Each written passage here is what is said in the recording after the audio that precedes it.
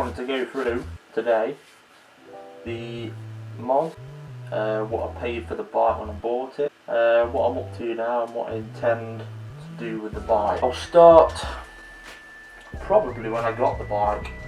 So it's a 2016 YZF R125. Got it in the matte grey colour. Paid about £3.5 British pounds for. Came with 4 miles on the clock. Now bear in mind, I bought this bike, what we're on now, 8th of May 2020, so it's 4 years old and it had done 4 miles. Don't know whether that means that there's something dodgy going on, but my guess would be it was used as a display bike, maybe. So I got it at a pretty good price, to be fair. It may be above the odds for what some people buy them for second hand, but £3.5 grand is what I paid for it. What I'm going to go through are the mods up to now, what I intend to do with the bike. From the first week I bought it, I put stickers on. So when I first bought the bike, I removed all the factory stickers. I'll put a picture up somewhere of what it looked like from factory. So I removed all the stickers bar the Yamaha ones that are on the boomerang panels on the side. Obviously I left the logos on as well. I just think it looks better without, some people don't, but I preferred it without. The second mod I did was the wheels. I initially ordered some what I would call tyre vinyl, where you get your rim tape and then you also get the logo for what bike brand it is, and then a few letters here and there. They are made as well to fit the bike, so when these do come, they come with instructions. But again, if you like what they look like, again, I'll put a picture up of that. I'll put a link up somewhere. Straight after, I did the tyre paint. Quite simply, went on Amazon, bought a tyre pen, coloured it in. Literally that easy. The pen itself, from what I can remember, it took 4, maybe 5 coats before it was solid. There is a bit of perseverance with it, and then after 2 weeks you're doing it again because the white paint's gone brown, and then if you wash the bike the paint comes off, so you have to keep doing it over and over again. Allow. Then following that was definitely the exhaust. I mean, that was always intended to be bought anyway and was ordered first, but was one of the last things that turned up. So in the meantime I did tint the front screen and tint the front lights, which some people saw the picture. If not, here it is. I did have it on the headlights and on the windscreen. Now it is just a wrap, I didn't order a new one. Spent a bit of time on it, it looked pretty good. But I removed the ones off the lights just because I did notice while I was riding around, the reflection what I was getting off the cars in front was like a greeny blue tint. You're kind of asking for trouble. So I removed it off the lights and just left it on the windscreen. And then the big one following that was the exhaust itself. It was the Blackwidow. So it was the titanium styled tip. It's the big bore exhaust. It's the low level one. Again, I'll link it anyway just in case you don't know which one it is. But I bought the full exhaust system. I think at the time I paid around £250, might be wrong, but roughly around £250.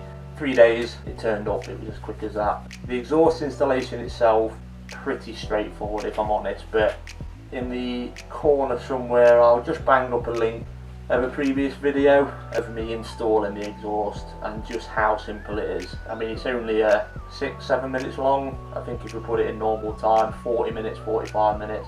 Second person there definitely helps, but it is very straightforward. But that's in that video, so I'll just put it up there. I mean, the previous video I made of the bike, when I did the walk round, the flyby, I did do a walk around, but I didn't explain anything, so I thought I'd just make a video explaining what those parts were. There's little things on there like the decals across the belly pan. They're just simply eBay decals, it's nothing special. They cost less than £5. It took about a week to turn up, and there they were. But up to now, that's it. So this is kind of what the bike looks like now at its current stage. Future mods, it's tricky because I do already have a bigger bike, but I did get held up on doing my full bike license due to the coronavirus. So it's going to have to hold off. I mean, it's being fixed as well at the moment. It's my dad's old bike. It's a ZX9R 2000 plate, unreal bike. But again, that will be something that will appear in the future somewhere. But plans for the bike, as I say, it's hard to say if I want to spend a deal more on it because I don't know how much longer I'm going to be riding a 125 for. I definitely intend on keeping it when I do have a bigger bike anyway, just for how simple it is to use and how much fun it is to ride. But it will just be little bits and bobs. I may change the mirrors. The rear light, I've seen you can get a clear light with the built-in indicators. I might get smaller indicators, a smaller plate, law abiding of course. But as far as major things are concerned, there's maybe the only thing I can possibly think of is a new rear tyre, so something a little bit wider than stock with it only being a skinny 130, but not really a deal more if I'm honest.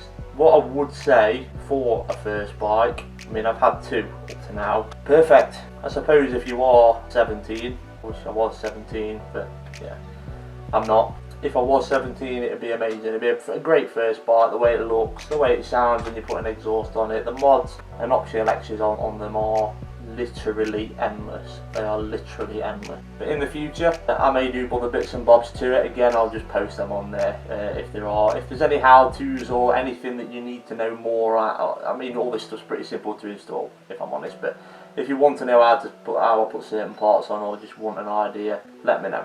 Just drop something in the comment and let me know. I kind of want to know what sort of stuff you want to see as well, but my intentions now are going to be aimed more towards the other riders. On the forum that I use, there's a few people sending clips over to me now. I'm going to make a little bit of a montage of other people's bikes and their experiences with them. I mean the community of R125s is pretty big, so I just wanted to give you an idea what else was out there in regards to other people. Oh, quick one as well. The first two videos I put on, I was pretty impressed with how well it went. So massive thanks if you've been one of the people that have subscribed, liked, or even dropped a comment. It's awesome. Like I say, I'll keep you posted what's going on, but today it is just an informative video of what's been going on and what's going to be happening. Following that, we are releasing a top speed run video and also a 0 to 60 video, just to give you an idea of how quick or slow they are. But apart from that, it'll just be bits and bobs of riding here and there. Like I say, that's all we needed to go through. If there's anything you guys want to see, drop a comment down there somewhere. I'll look it over and we'll decide where we're going to go from there. Just kind of leave it up to you guys what you want to see in the future. I've got a few videos in the pipeline, as I say, ones that are in the making, but for now, stuff in the future that you'd like to see or want to know about this bike specifically, let me know. Thanks, and I'll catch you on the flip-flop.